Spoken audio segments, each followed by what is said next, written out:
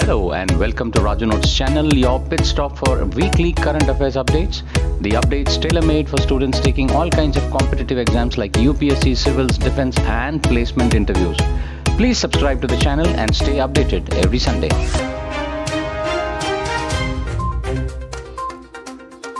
The Indian and the Chinese troops clashed along the LAC in Tawang sector in Arunachal Pradesh on December 9th. The reports added that the number of Chinese troops injured was more than that of the Indian soldiers. The Chinese came heavily prepared with around 300 soldiers but didn't expect the Indian side also to be well prepared, the reports further said. Approximately 100 Chinese soldiers were reportedly injured, including few fatal. 12 captured by the Indian Army and later released, while a number of injured Indian Army soldiers was far less than 20. Defense Minister Rajnath Singh, while issuing a statement in Lok Sabha on India's December 9 border clashes with China, said, "A few soldiers on both sides suffered injuries." He added, "None of our soldiers died or suffered any serious injury." Rajnath Singh added that the Chinese soldiers retreated due to the timely action of the Indian commanders. Commenting on the clash between the India and Chinese soldiers in Arunachal Pradesh, the United States Defense Department also said that they fully support India's effort to control the situation. As per the latest ruling, University Grants Commission (UGC) has announced that students will now get an undergraduate honours degree after completing a 4-year course. According to a new norms prepared, students can leave after 1 year with a certificate, after 2 years with a diploma, after 3 years with a bachelor's degree, and complete 4 years to receive a bachelor's degree with honours or research. Students with 4 years graduate degree can directly pursue a PhD. India has abstained from voting in the United Nations Security Council on a resolution that was proposed by the United States of America that exempts humanitarian aid effort from sanctions. In the explanation of vote, India's permanent representative to the United Nations, Ruchira Kamboj, said that India's concerns were triggered by the proven instances of terrorist groups in its neighborhood, including those listed by the Council, reincarnating themselves as humanitarian organizations and civil society groups precisely to evade the sanctions. India has sought in text of the resolution a proactive role of the 1,267 monitoring teams, coupled with the robust reporting standards and the mechanisms. The Canadian province of Quebec has passed a law ending a requirement for elected officials to take an oath to Britain's King Charles and agreeing to make such a show of fealty optional. There have precisely been calls to change the oath in the province, but the Queen's death, combined with the pressures from two political parties that back Quebec's independence from Canada, have cast a spotlight on making it an optional. The political leaders have termed it as a beautiful moment for Quebec's democracy and another step towards emancipation of Quebec's people from British colonialism. A teenage girl's incurable cancer has been cleared from her body with the first use of a revolutionary new type of medicine in the United Kingdom's hospital. Doctors at the London's Great Ormond Street Hospital used a technology called as base editing. Invented only 6 years ago, Alisa, 13-year-old girl from the Leicester, UK, was diagnosed with a T-cell acute lymphoblastic leukemia. Chemotherapy and then a bone marrow transplant were unable to get rid it from her body. The base editing allowed the scientists to zoom in onto a precise part of the genetic code and then alter the molecular structure of just one base, converting it into another one and changing the genetic instructions. The large team of doctors and the scientists used this tool to engineer a new type of T cell that was capable of hunting down and killing the cancerous T cells. Russia has welcomed India's decision to not support the price cap on Russian oil announced by the G7 countries and their allies, the Russian Foreign Ministry informed. Russian Deputy Prime Minister Alexander Novak made a statement while meeting the Indian ambassador to Russia. According to Moscow, Russian oil exports to India grew to 16.35 million tons in the first 8 months of 2022.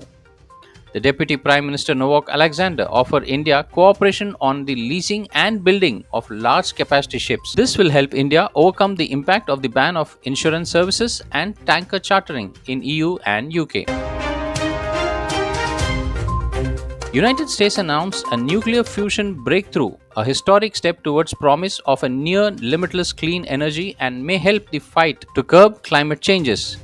United States Department of Energy said researchers at the Lawrence Livermore National Laboratory in California for the first time produced more energy in a fusion reaction than was used to ignite it, something called as net energy gain.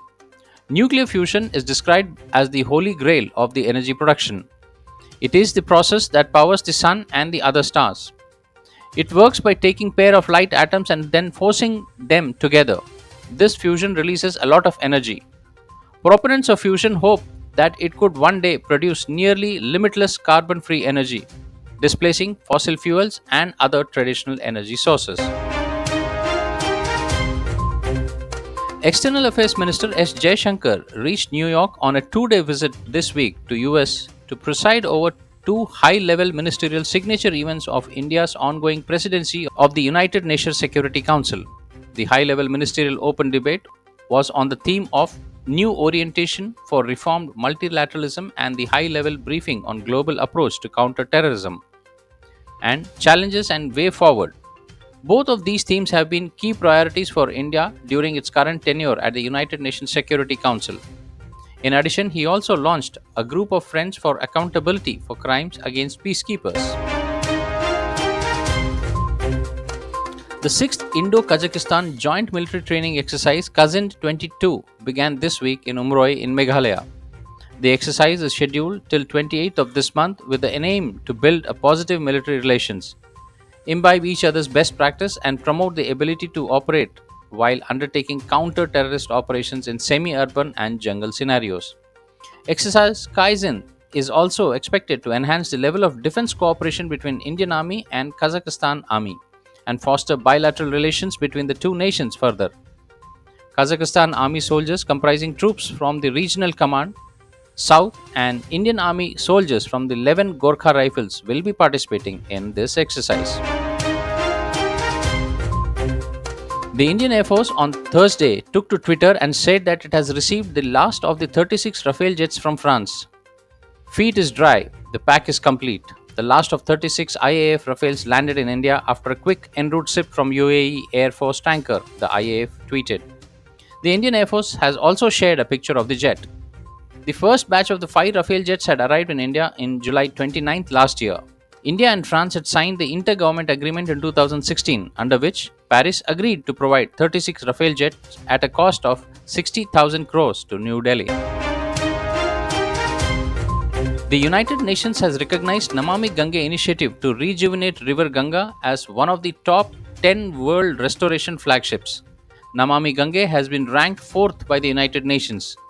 The other initiatives on the list are Tri-National Atlantic Forest Pact, Abu Dhabi Marine Restoration, Great Green Wall of Restoration and Peace, Multi-Country Mountain Initiative, and Small Island Developing States Restoration Drive. The India and Australia Economic Cooperation and the Trade Pact will come into force on December 29th. Union Minister Anupriya Patil said, the pact will impact sectors like gems, jewelries, textiles, leather, furniture, agricultural projects, engineering products, medical devices, and automobiles. She added, Australia has also provided additional market access and mobility for Indian professionals. Japan has approved its biggest military buildup since World War II, warning that China poses the greatest of strategic threat ever. Japan is aiming to double its defense spending to 2% of the gross domestic product over the next 5 years. The increase would make it world's third biggest spender on defense after the United States and China. India's Agni 5 nuclear-capable ballistic missile, which was successfully tested on Thursday, can target China as it has a range of around 5,000 to 5,500 kilometers with a very high degree of accuracy. The test was carried out amidst increased tensions with China following the recent clashes along the LAC in Arunachal Pradesh.